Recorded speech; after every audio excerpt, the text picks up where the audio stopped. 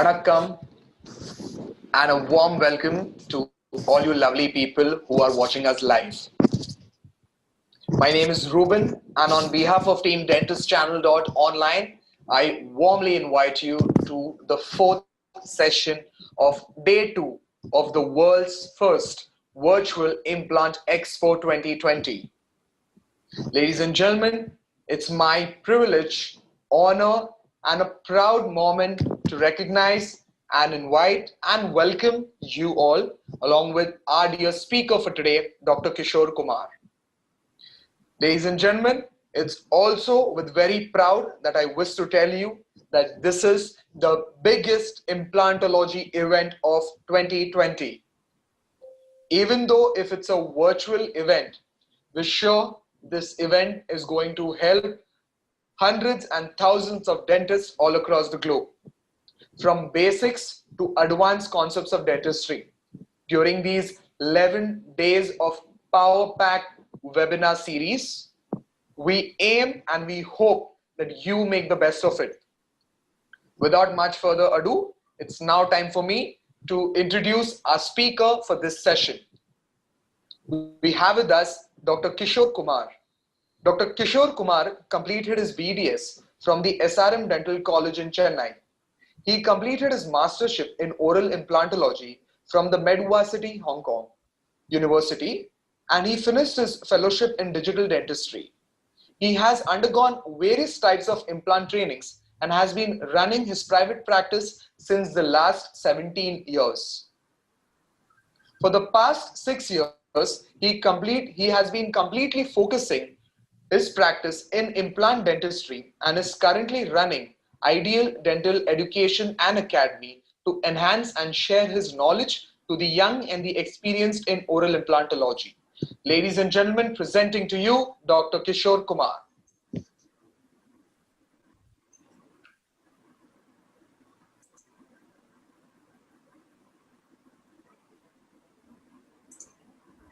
Hello.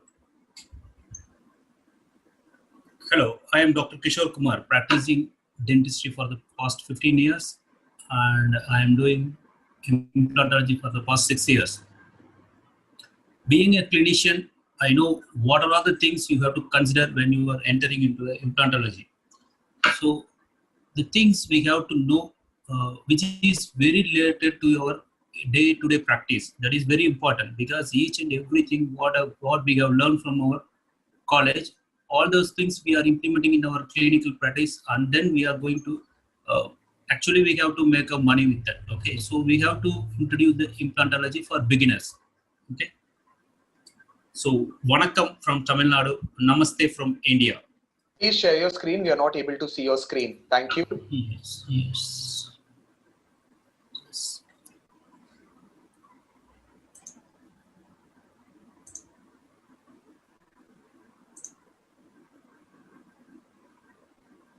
Look, now you can see the screen. Thank you. Yes, thank you. Okay, so we are going to cover the topic of implantology for beginners. I am Dr. Kishore Kumar. Vanakkam from Tamil Nadu. It's a state of India. Namaste from India. About me, I am Dr. Kishore Kumar. I finished actually give all the introduction about me, even though I have to give some introduction to about me. So I am Dr. Kishore Kumar. I finished my BDS 15 years back, and I finished the MOI and fellowship in digital dentistry. I'm practitioner for since 2005. It's almost 15 years of practice. Implantology for the past 6 years. Running right now, I'm running an Ideal Dental Education Academy, and I am having the in-house digital guide fabrication. So nowadays I am moving more towards the digital dentistry, so which is the future and which is predictable. Okay, so first thing, every practitioner, the first thing you have to ask, why I have to do implants? Okay, because patient have the edentulosum. If you have a edentulosum, means it may be a partial one, or it may be a complete edentulosum. Okay, these are the conditions we are thinking about the implants. So partial edentulosum means these are all the options. Now we are giving, what are all the options? We can give RPD, we can give a FPD, we can give a Maryland bridge and fiber reinforced. These are all having have own advantages and disadvantages. So if you know the implant means, you can give another option, okay, to the patient for implants. Now there is, if a patient is complete edentulosum means, now we can give only one option, that is complete denture. But complete denture, every practitioners know about this complete denture. Once you place the complete denture means, after the patient is troubling you a lot. Okay. So there is another option that is called over denture. If you know the implant means, you can give an option of over denture, and other time you can give a fixed process also. So what are all the, first you have to know what are all the advantages and disadvantages of FPD. Then only you can take the implant towards your patients. So what are all the advantages of FPD? Mainly, it's a most common treatment. Okay. Next one is it's quick. Within 3 days, we can give everything. And satisfies contour, comfort, and function, and widely accepted. And then all the dentists are familiar. That is the biggest point. Okay. So every dentist is familiar with this FPD. So what are the disadvantages? Mean lifespan of 10 years, and then 15% of abutments require endo, and failure of abutment teeth, it's around 30%. Okay, so unnecessarily we are damaging the adjacent tooth while doing the FPD. So if you go for RPD means, the advantages are cost effective and non-invasive. If you go for a disadvantages, yes, it is very less survival, and 60% only survival after 4 years. Morbidity of adjacent teeth happens, and 44% of adjacent teeth loss happens, and accelerated bone loss because it is tissue supported. So there is a more amount of bone loss will be happen. Next one is complete denture. What are all the advantages of complete denture? It's a cheap, and then we can give some amount of, we can restore the phonetics and aesthetics also. But some of the disadvantages are there, that is reduced bite force, lack of proprioception, and GI disorder because of less chewing efficiency, and food selection is very limited because if you are giving the complete denture. And psychological factor, that is the playing very major role. When you convert the patient complete denture to fixed process means, the psychological change is very big. Okay, so these are all the disadvantages. So first thing, if you want to know about the implant means, first thing you have to know about bone, because so far we are dealing with only teeth most of the time. Okay, so we are dealing with teeth means, we know, every dentist will know about the enamel, dentin, and pulp and everything. So if you go for a bone means, we need some amount of introduction about the bone.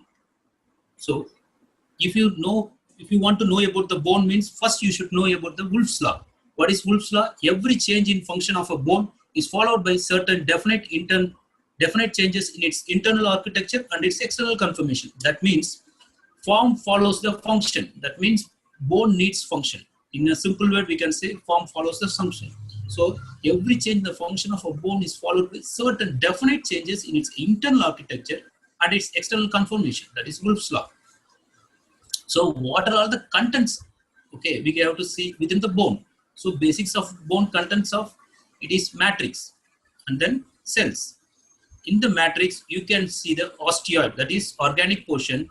In the osteoid, you are having the proteins and type 1 collagen. So these are all the osteoid. The organic portion gives the tensile strength of the bone.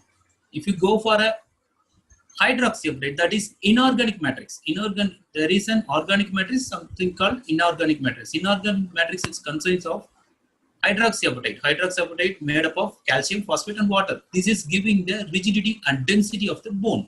So what are all the cells available in your bone means, there is osteoprogenitor cells. These osteoprogenitor cells will be converted into osteoblast, and osteoblast is once it is get matured means, it is called osteocyte, and something called bone resorbing cells, that is osteoclast. So there is an osteoblastic activity and osteoclastic activity happen throughout our life, that is called bone remodeling.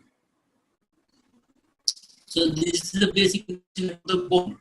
And then what are all the main difference between an implant and a natural tooth? The main difference between these two is, that is called periodontal ligament. If you have a natural tooth means, there is an periodontal ligament which is attaching the tooth to your natural bone. But in an implant, there is a direct contact between the implant surface and your bone.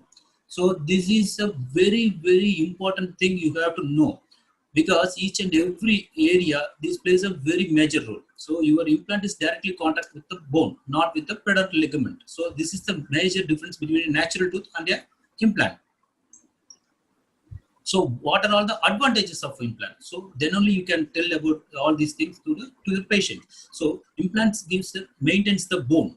Okay, once it is also it means it holds the bone. So it is maintains the bone, maintains VD, aesthetics, phonetics, and phonetics will be improved and better occlusion, no palatal coverage. That is the biggest advantage of the implant process, and more permanent than any other option. Okay, this is no one stay. It will stay for a longer time. It will stay for life forever. It is not like that. But we are giving the better option which is available right now. Okay, so psychological advantage and overall health will be improved because they will improve their chewing efficiency.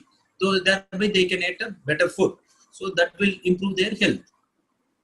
So these are all the advantages of implants. So if you go for a implants, means there is something called subperiosteal implant. Okay, so subperiosteal implant and everything is nowadays they are doing customized implant also. That is also advanced things. Okay, right now first if you are a beginner, means first you have to know about the endosseous implants. Endosseous implants means this is within these implants placed within the bone. That is why it is called endosseous implants.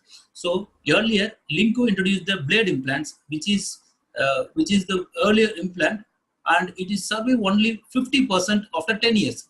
Please remember that 50% of success means 50% failure also there.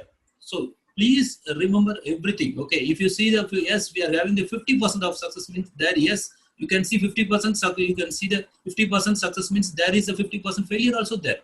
Whenever you are a practitioner, if you face the failure, means that failure should be within 90. It should be within the 2%. 98% you should have a success rate. Then only you can cope up with your practice. Okay. If you have a 50% failure, means it is very disaster to your practice. You can't face the patient with every day with the failure patients. Okay. So then they introduce a cylindrical implants. Cylindrical implants means they don't have the threads. Instead of threads, they have some button-like structures in the body, and they will tap inside the plan. Once they did an osteotomy and they tap the implants. In cylindrical implants, there is some portion of implant is having the polished collar. So that is also having some pocket formation and everything. So then they will come up with the screw-shaped implants. Screw-shaped implants, it's now almost every company is having this screw-shaped implants. And screw-shaped implants, you are having the two types. One is parallel wall and this is a tapered wall. The wall is very parallel. You can see this one is parallel wall. If you see the screw-like, it's a taper-like, means that is tapered implants. So implant parts. First, you are entering the implantology, means first you should know what are all the things we are deal with the implant. Okay, the implant is called either implant or a fixture. Or next one is you should know about the abutment. Abutment is the structure which is holding the process. Okay, so this abutment is connected to this implant by using this screw. This is called prosthetic screw. This screw is driven by something called hex driver. This hex driver used to drive this prosthetic screw, which is connecting the abutment to the implant. So something called cover screw, which is usually placed, which is used to cover the implant if you go for a two-stage surgery. That means you are placing the implant and just cover up through 3 months, and later you are going for the process work.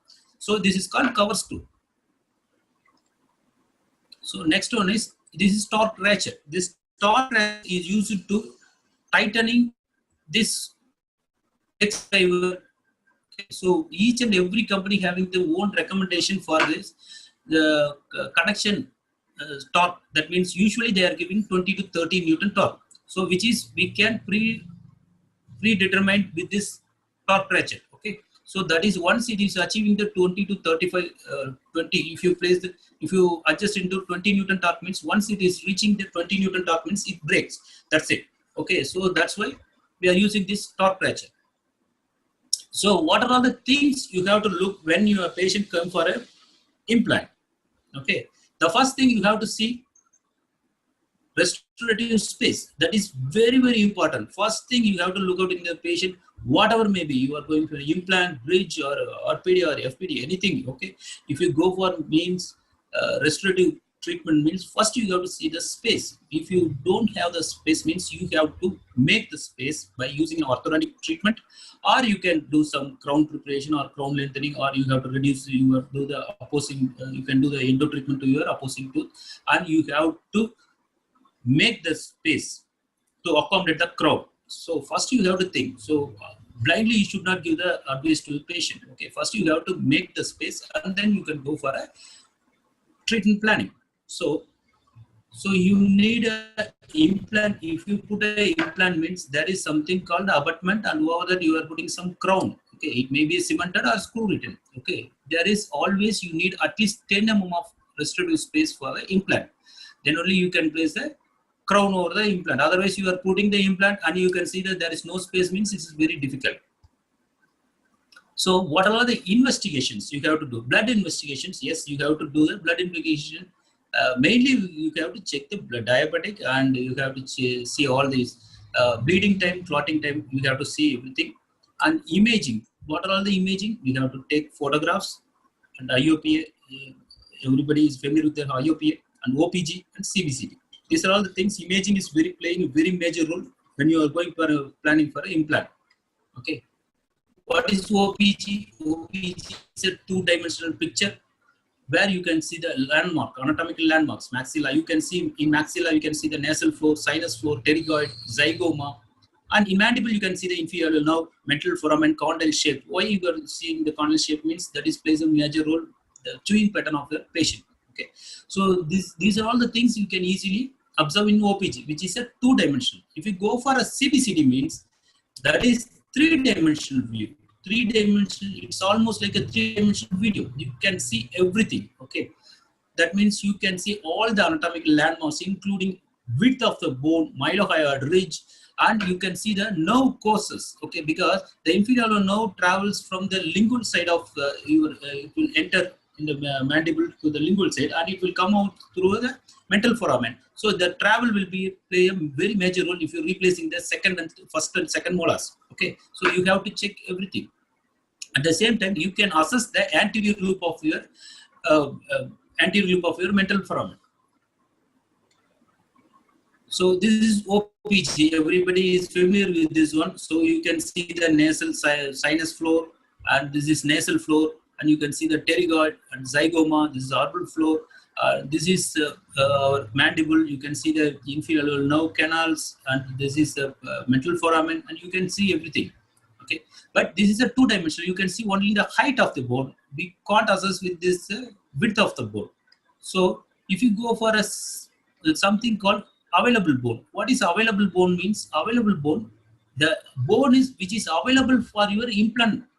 Okay, so that is you have to assess with your some of the limiting structures. Okay, what are the limiting structures? This is nasal floor, this is sinus, and lower. It is very important for mandible. The inferior alveolar nerve is your limiting structure. Okay, usually that is the limiting structure. So always you check the available bone means there is a bone which is available above the inferior alveolar nerve. Okay, so you have to consider like that. You should not measure the bone from here to lower part of the mandible. You have to check from the inferior nerve canal to your uppermost part of your mandible. So this is the available bone. At the same time, always 2 mm away from your vital structure. That is mainly inferior nerve. If it is sinus means at least you should 1 mm away from your sinus floor. That is the limiting structures. So you always 2 mm away from your vital structures. At the same time, you should have 1 mm of lingual bone minimum. At least 1.5 to 2 mm of buccal bone will be there. Why there is buccal bone is more? Because the buccal bone is getting more easily resolved. That's why we are placing some links towards lingually. Okay, so lingual bone is something thicker than your buccal bone. So this is CBCD. CBCD means you can see the three-dimensional view of the mandible. This is the lingual concavity. This is mylohyoid ridge, and you can see the available bone. This is the inferior nerve canal, and this is you can easily read the soft tissue also.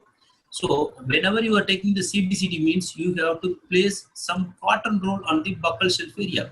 Why? Then only you can see the alveolar mucosa, or otherwise it will appear like this. This is buccal mucosa and this is alveolar mucosa. Everything is merged together. So you always place some amount of cotton there, and then you can place take the CBCT. In CBCT you can assess everything almost. You can check the opposing tooth also. So thereby you can easily plan your implants. So there is something called bone classification by Mr. Mish. So this is based on cortical bone density. Something called, everybody will know about this, D1, D2, D3 and D4, something called D5. What is D1? D1 is primarily fully cortical bone. There is no cancerous bone at all. That is called D1 bone. D2 bone is a dense to porous cortical and coarse trabecular bone. That is D2. There is dense cortical bone is available. And D3, there is a thin cortical bone will be there. And D4 means it's very little or almost crystal bone is absent. Okay. And D5 is immature, incomplete, mineralized grafted bone. Okay, that is sinus graft. If you go for a sinus graft, means that is grafted bone. Grafted bone is called immature grafted bone is called D5. Okay. So what are all the things you have to know? D1, D2, D4, D4, and D5. This density is actually their tactile sensation is different. It will be like that, but in our area I didn't see the maple wood and oak wood, pine wood and everything. Okay, so always you have to correlate with the location. Okay, the D1 bone is always present in the lower anterior region, that is anterior mandible region. Okay, that is the only area where the mandible is getting membranous ossification, and there is a condyle also. Some part of condyle will be formed with the membranous ossification. This area is highly dense cortical bone. So this is only available in the lower anterior region in the implant concern. Okay. If you go for a D2 bone, yes, there is the anterior mandible. Sometimes you may get an anterior mandible and posterior mandible also. And D3 will be always present in the anterior maxilla mostly, and sometimes posterior mandible and posterior maxilla also. And D4 is almost a soft bone which is available mostly, you can see on the posterior maxilla, and very rarely you can see the anterior maxilla. Mostly D4 is available in your posterior maxilla, and D5 is, it's a poorly mineralized bone graft. Okay, so you can easily remember like it is almost like a car gear.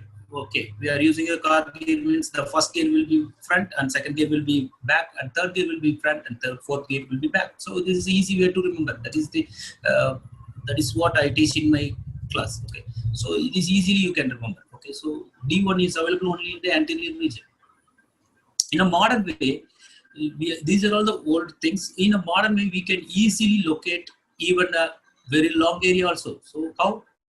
Okay, we can use CBCT and you can read the density of the bone, something called Horn's units. Okay, if you have 1,250 Horn's units or more means that is called D1 bone, and if it is 850 to 1,250 means it is called D2 bone.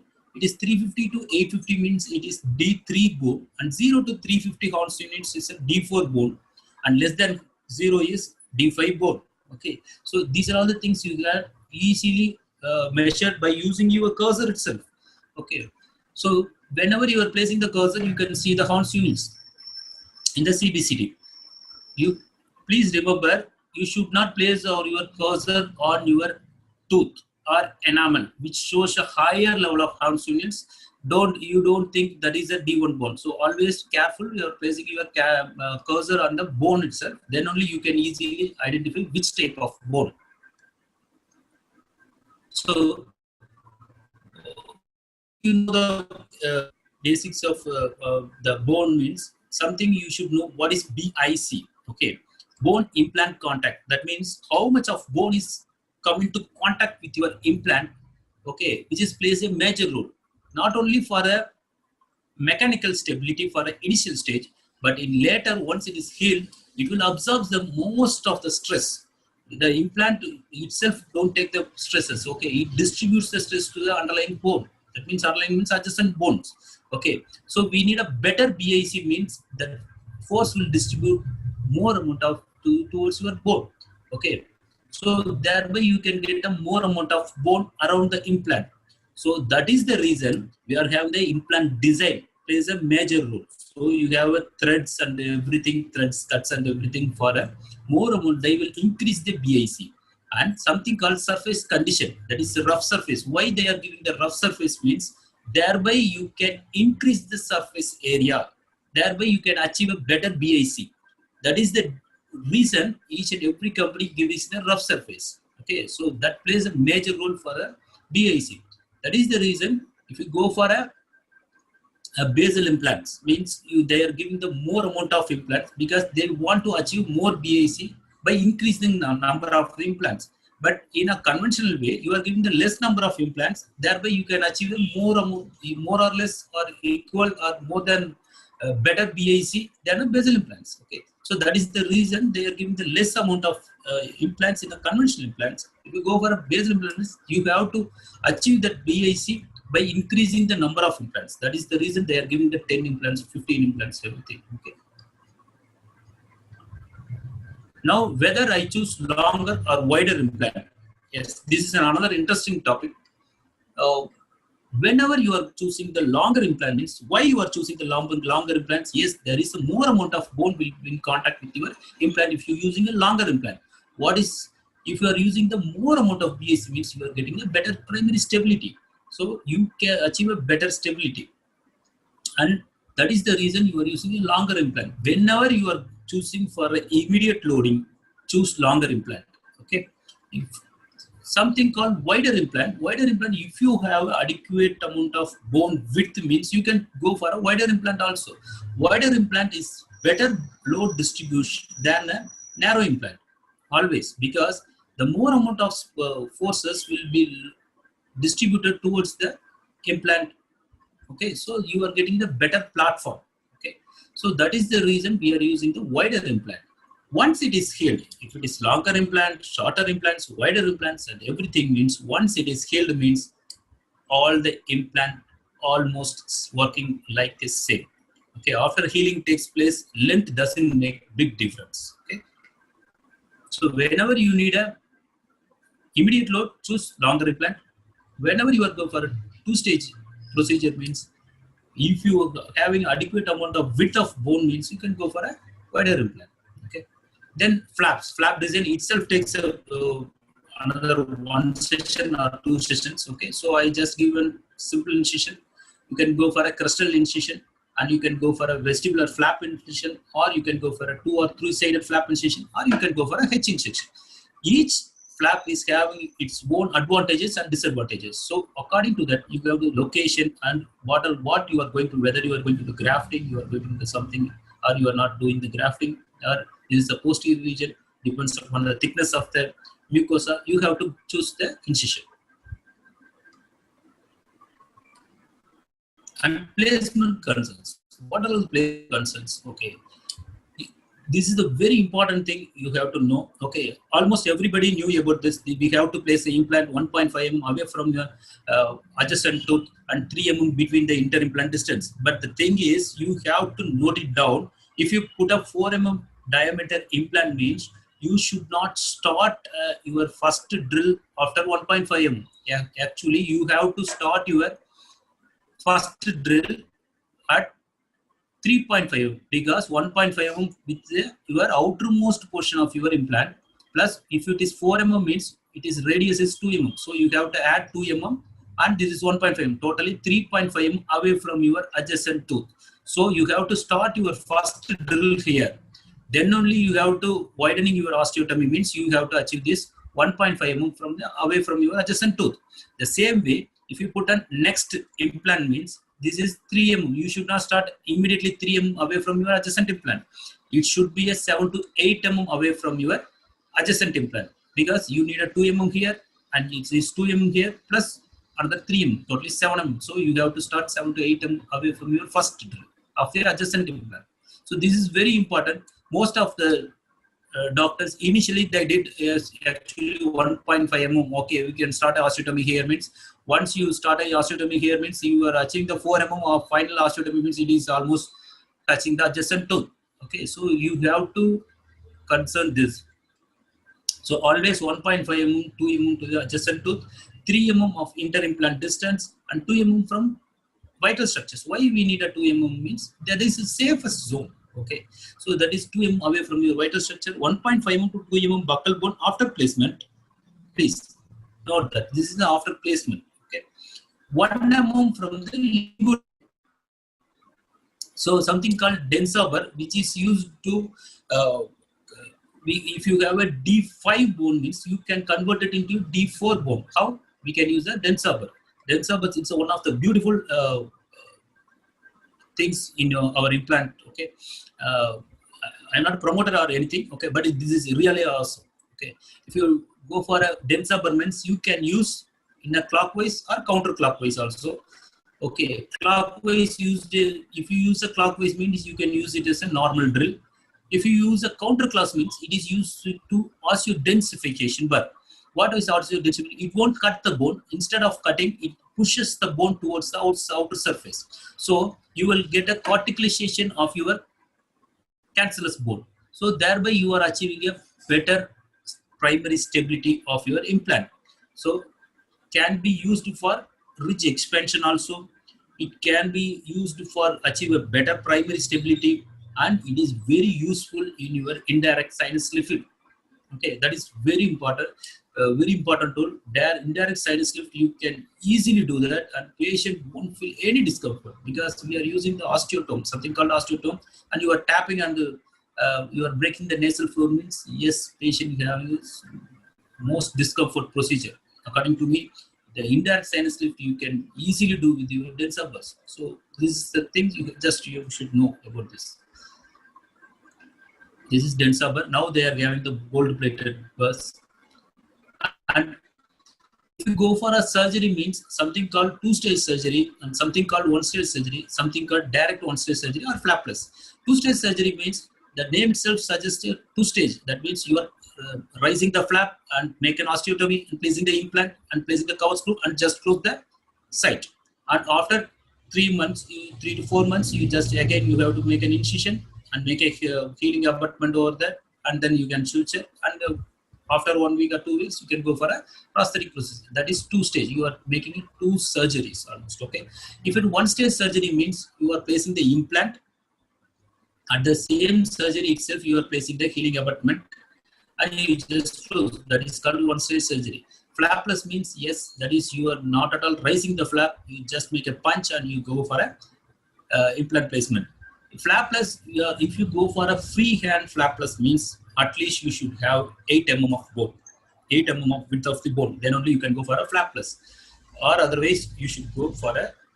You should raise the flap and see the bone. What is available here? Okay. If you where you have to go for a two-stage surgery, if you go for a grafting, or you are planning for some soft tissue surgery means you go for a two-stage surgery. If you are having an adequate bone, you are having an adequate soft tissue means you can go for a one-stage surgery. So if you have adequate width and adequate soft tissue thickness and everything is available means you can go for a flapless. Okay. So once you place the implant means you are achieving the primary stability. Okay. The primary stability is otherwise called a mechanical stability. Once you are achieving the mechanical stability, you don't think that stability will stay for a longer time. No, it is available for a week or 2 weeks. That's it. After that, it will goes down. Once you are placing the implant means something called you will get a biological stability. Biological stability means it's a normal healing phase of your bone. Okay, this happens once you are making a osteotomy in your bone means that biological stability will happen once the bone is surrounding bone getting healed. Okay, so the mechanical stability, whenever the mechanical stability goes down after 3 weeks, 3 to 4 weeks means the biological stability will gain. Okay, so this 3 to 4 week, okay, this is the 3rd to 4th week. Your implant is at the very less amount of stability. So that time you should not touch your implant. Okay. Once after the healing takes place, this secondary stability, this biological stability or secondary stability will take care of everything. This mechanical stability will go down zero. Okay. So this biological stability, this secondary healing is called osseointegration. According to the Brenner mark, This osseointegration is defined as a direct connection between living bone and a load-carrying endosseous implant. Please note at the light microscopic level. Okay, this is you can assess through your light microscopic level. But so much of implant practitioners, they took a IOP or OPG and see, yes, this is getting integrated. I don't know how they can assess, but definitely you can see the failure in case you are having that. Failure means you can see the on OPG where you can see the crystal bone loss. Okay, or otherwise you can't assess the osseointegration by using the radiograph. Okay, this is a light microscopic level of connection between your implant and your living bone tissue. Okay.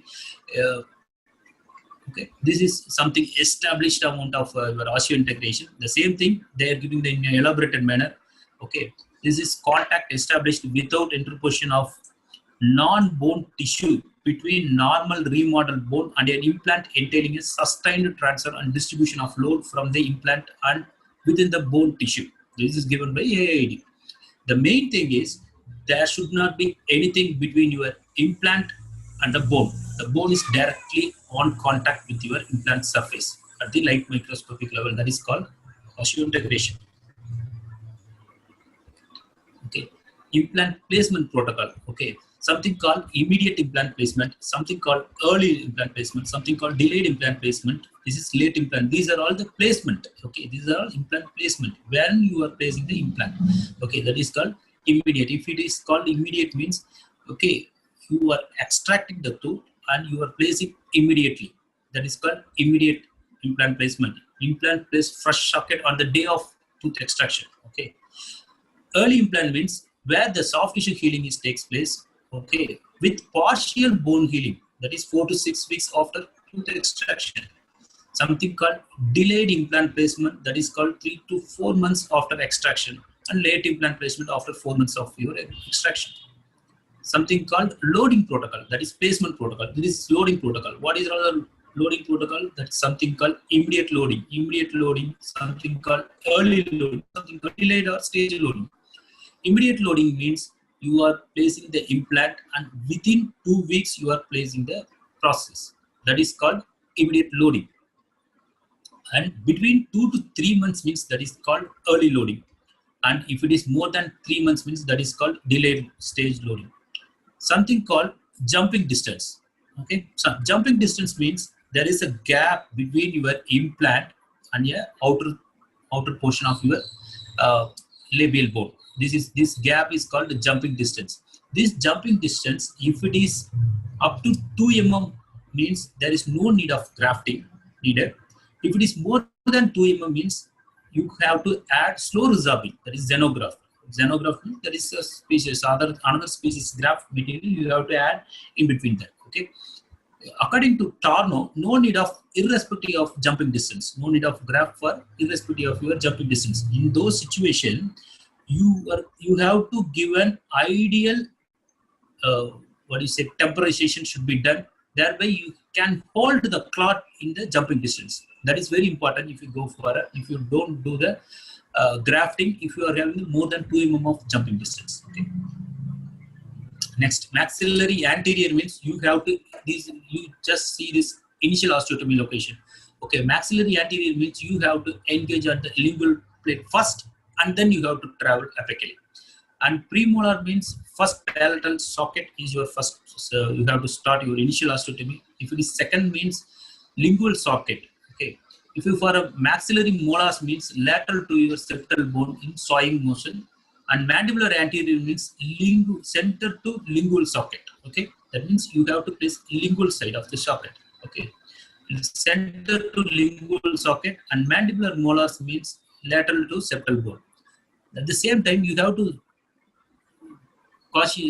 note these things also. No engagement on your buccal bone and then maxillary anterior. If you are placing buccal bone, that will resolve. That is the reason they don't advise to place a buccal engagement. So no engagement of buccal bone. Okay. So use extreme caution if rarely sufficient bone is available, because the maxillary molar just above your maxillary molar, the sinus will be open if you go for an immediate. Okay. So ambulation and use an extreme caution closest to your mental foramen if you go for a mandibular premolar. And mandibular molars means you have to very cautious about your mandibular canal because that is just below your extraction socket. So you have to assess that before you are placing implant. So impression procedure, once placing the implant, and you should know about the impression procedure. Impression procedures can be an abutment level impression procedure or an implant level impression. Abutment level means you can go for a normal your crown and bridge like an impression. You can take a abutment level impression, or you can go for a snap technique. Snap technique can be a splintered on or non-splintered on. If you go for implant level impression means you are taking the impression of your implant position. Okay, that is called implant level. You are representing the implant position of your model. So that is implant level impression. That is something called open tray impression, something called closed tray technique. Open tray technique means 2 or more implants means it is advisable for open tray technique. And adequate mouth opening is very important because the open tray technique, I will show the pictures on next slides. You have something called the open tray impression post screws. That screw is jetting out of the impression tray. So you have to adequate mouth opening is very important. Okay, and you can suggest the open tray technique for the non-parallel implants. And closed tray technique means it is an individual implant. You can go for a closed tray technique, and in case patient having the limited mouth opening means you can go for a closed tray technique. This is called open tray technique because you are opening the tray. You make a opening on the impression tray. Okay, either you have to customize your tray, and you can do that. Okay, you just make a hole where the implant post will jetting out. Okay, so this is called open tray impression post. You placing the impression post and you are adding this screw, and you can splint this. Okay, and then you are placing the impression tray over that, and you just remove the screw. Once you remove this impression post screw means this impression post will come along with your impression, and then you can add your lab analog to that, and you can screw it. Okay, then you can send it to the lab. This is called open tray technique. Something called closed tray technique. Closed tray technique means same way the closed tray impression post will be placed on your implant, and you just close this orifice and you take an impression. Now you remove the impression means your impression is having the impression of this closed tray impression post, but nothing is coming to your impression. So then you have to remove this closed tray impression post, and you have to connect it with your analog, and you have to orient that flat surface, and you are placing the closed tray impression post in that. Okay, this is the difference between your closed tray and open tray. So something called occlusion. Okay, so whenever you are placing the implant means the ultimate load will transfer to your implant by the occlusion. That is something called implant protected occlusion. What is implant protected occlusion? Implant protected occlusion is an occlusal plan which was designed to provide an improved longevity of both implant as well as the process. So both you have to give an occlusion which protect the implant as well as the process in a very simple manner. You have to tell like that. Okay, so that implant occlusion scheme should be like that. Thereby you can protect the implant as well as the process. So occlusion. This is the most confusing topic in our dentistry. Okay, so if you want to know the implant protected occlusion means, first you should know the occlusion. Implant protected occlusion. What they mostly implantologists design, they just modify our normal occlusion. Okay, first you should know the ideal occlusion. It's not normal occlusion, it's an ideal occlusion. He is the Dr. Peter Dawson. He described the ideal occlusion, 5 most important concept of ideal occlusion. Something called centric relation. Okay, something called anterior guides. Anteriors must harm the bonds of your interpop function, and something called disclusion. So disclusion of all the posterior teeth in protrusive movement. Whenever you are doing the protrusive movement, your posterior get discluded, then only the jaw will move like frog. Okay, so if you go for a disclusion of posterior teeth on the balancing side, what is balancing side? Something called working side, something called balancing side. Working side means where your jaw is moving towards the side, means that side is called working side. The opposing side is called balancing side. So disclusion of all posterior teeth on the balancing side while doing the excursions. Okay, if you do for lateral excursion, means this disclusion happening on your posterior teeth of your balancing side. Disclusion of all the posterior teeth happening on your protrusive movement. So the posterior get disclusion while lateral movements, okay, and protrusive movements. There should not be any interference. That means non-interference of all posterior teeth on the working side. The same, the balancing side, you should get a disclusion. If you get a on the working side, there should not be any interference. Okay, so that is very important. These are all the 5 things you have to consider for an ideal occlusion. Okay, some occlusal schemes. Occlusal schemes means something called bilateral balanced occlusion. Something called bilateral balanced occlusion. The name itself suggests bilateral. That means the both sides balanced occlusion. Okay, so whenever you are doing all the excursions, you get a contact on the working side as well as the balancing side. Why we are giving this balanced occlusion means whenever you are choosing the removal process, that is complete denture, you are going with the bilateral balanced occlusion. In case if you are not giving a balancing on the other side, means this will act as a dislodging force of your complete denture. So the denture won't stay. So we are giving the balanced occlusion for a complete denture. Something called groove function and something called canine guided. Groove function means whenever you are doing the lateral movement, the canine, premolars and molar, all those things in contact with your lower teeth while doing the lateral excursion. That is called groove function. That means these all the function as a group. And if you go for a canine guidance, means the only tooth in contact when you are doing the lateral excursion is the canine guidance. This is only the canine is in the canine guidance. If the occlusion itself takes a long topic, okay, I simplified in a manner you can easily understand. This is called canine guidance. The canine guidance, in a simple way, canine guidance, you can achieve only your natural tooth. Okay, implant process, yes, you can give, but mostly don't give. You always go with a groove function. That is much more safer than your canine guided occlusion. So canine guided, even you are replacing the canine, means you should not give the canine guided occlusion. You should give the groove function. So canine guidance, please remember, canine guided occlusion, you have to better apt with your natural tooth.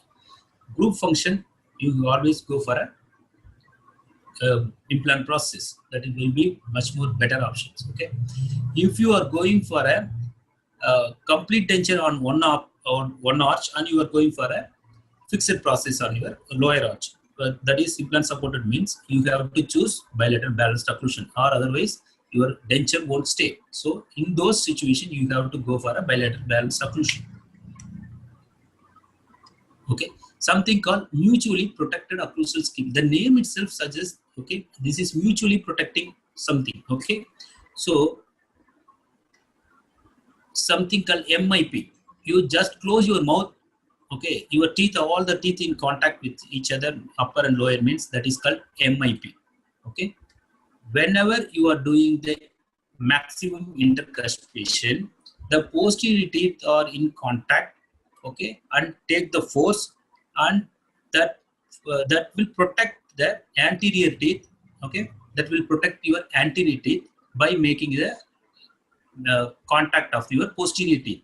Okay, the same way the anterior teeth, whenever you are doing the excursions, protrusive, lateral, all the excursions, the posterior teeth get discluded and the anterior teeth limits the structures. So that is called excursions. So this way, this anterior teeth is protecting your posterior teeth. So, and posterior teeth is protecting the anterior teeth by in MIP, and the anterior teeth is protecting the posterior teeth whenever you are doing the excursion. So these are the limiting. Okay, the posterior teeth limiting the force within the molar itself when you are doing the MIP. Okay, This is called implant protected occlusion. You should not get no premature contacts. Okay. In a simple way, you should not get a high pulse. Okay. No premature contacts and influence surface area of your crown. Mutually protected articulation. Okay. Cuspal inclination. You should not give a sharp cuspal to your crowns. Okay. It should be almost not more than 20 degrees. Okay. The cuspal inclination should be minimal and implant angulation to the occlusion load. That means your implant should be perpendicular to your curve of P and curve of Wilson, because that is the reason in all the implant initial days implant placing means why see the adjacent root and you are placing parallel to the adjacent tooth, you are placing the implant. That is because thereby you are achieving the better implant angulation to your occlusal lobe. Okay, there's something called crown height. You should not give a more amount of height to your crowns. That will make a vertical cantilever, and you maximum try to avoid cantilevers, and occlusal contact position should be in a manner you are achieving all the forces towards your implant.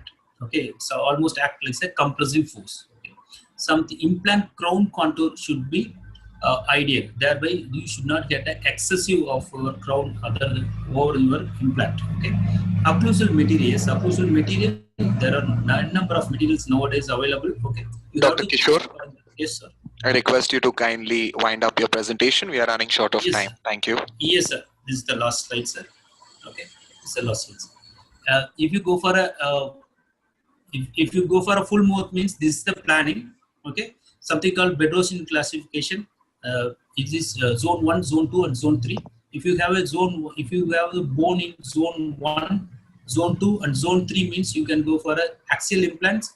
If you have a if you have only zone 1, zone 2 means you can go for a tilted implants. If you having only zone 1 means you can go for a 2 axial implants and 2 zygoma. And if you don't have any bone in zone 1, zone 2, zone 3 means you can go for a quad zygoma. So this is the end of our topic. Okay. This is our next topic. We are going to conduct a ritual is the new ritual, digital steps in implantology. This is going to happening on 23rd Sunday. Okay, at 8 a.m. Okay. Thank you, sir. Thank you, Dr. Kishore.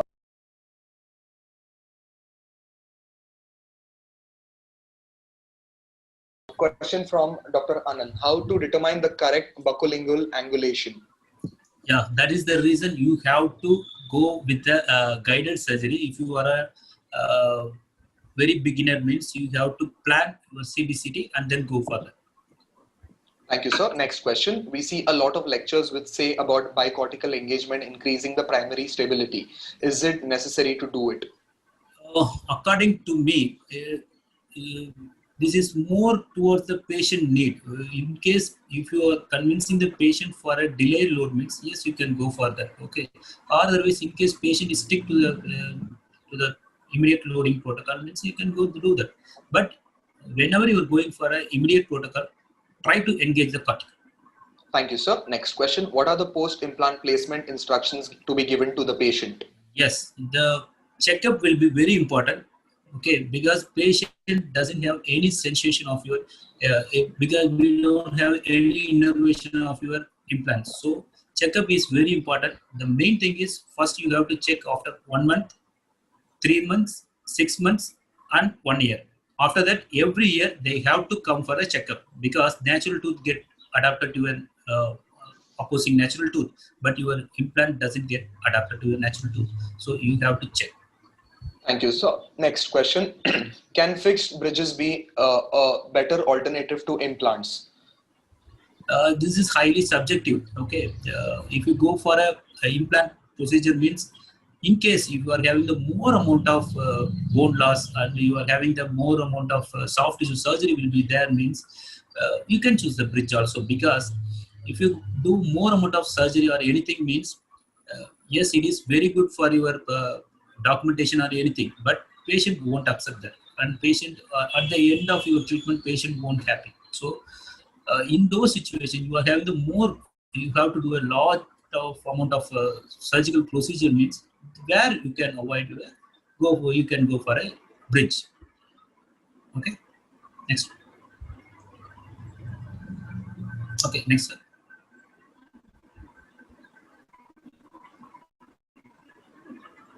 Hello. Hello. Yeah, the next question is, after how long can the implant be placed after extraction? You can immediately place, sir. You can immediately place after extraction. In case if it is infected socket, means you have to thoroughly cure it. You have to remove all the debris and you have to wash it with saline, or you can use a metrodin also. Okay, you can wash it, but you should not use metrodin. Thank you, sir. Next question. How is diabetes considered in implant placement? Implant placement. Okay, the question is very clear. Okay, so implant placement means it is not an. It is a simple surgery. You are doing your diabetic patient. Okay, what you have to do? You have to maintain the blood sugar level on the day of surgery. That is the main thing. Okay, Thank you, sir. once Next it is question. healed, means it's everything. Thank you, sir. Next question. Any revised protocols for implant placement during the pandemic? Oh, this pandemic itself it's very new. So there is, this protocol will be evolved after this once you get a pandemic over. Okay, this is the infection itself very new to us. Okay, so protocol means you have to maximum you have to avoid aerosol procedures. That's it, and Correct, sir. use the Yeah. adequate protections. Sure. Before I move to the next question, I am going through the chats and I'm very proud to tell you that everyone is saying we need a once more session.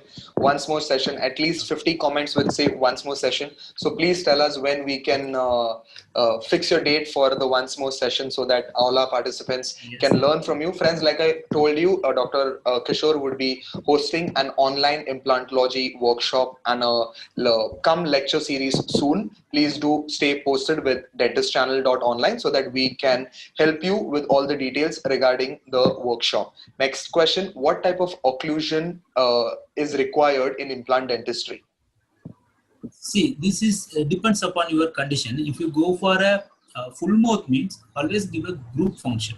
Okay, always go for a group function. That is good. In case if you are going for a single tooth, means you have to follow your natural occlusion. And in case if it is canine, means you should give a canine protected. That means your canine should not in contact on any excursions. Thank you, sir. Last question. What is the upper anterior teeth angulation drilling protocol?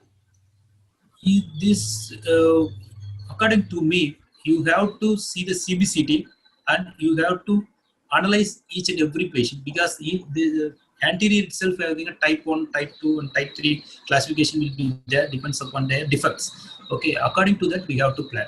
There is no standard angulation for that. Okay, you maximum you have to place on the native bone, which is having the more amount of success. So at the same time, it should not be so labially you should not place your implant. Okay, either you have to plan the screw access hole should be on your palatal, or sometimes it can go up to labial. In those situations you have to go for a cemental process. Okay, so this is the thing. Okay, you should not too much of angulation should not be there. Thank you, sir. I think one more question. I'm sorry to ask you that. Yes, What do sure, you, sure, sure. I'm what ready do to you, accept. sure, sir. What do you ultimately prefer? Is it conventional implants, that is two-piece, or one-piece implants? I always prefer two-piece implant. Whenever it is possible, you can go for a two-piece implant, because once it is integrated, means it should stay for a longer period of time. In case of any process, any problem, means you have to remove this and you have to replace that very easily if you go for a two-piece implant. For full mouth, I 100% I can say you have to go for a screw retain process. That means two-piece. Okay, then only it will be an easier. Okay, in case of any ceramic chip out or anything, means you can easily retrieve. Okay, so in those situations, that is the reason they are giving the two-piece implant, because this implant will stay in case if it is perfectly osseous integrated, perfectly occluded, perfect placement, means at least it will stay 20 years. Do you think any process will stay for 20 years? It is not possible. You have to remove the process and you have to repair work. You can go for a ceramic means you can go for a repair work. If it is a composite means you have to layering again. If it is a acrylic means you have to remove the acrylic tooth and you have to replace with the new thing. So these things are you should consider before placing the implant.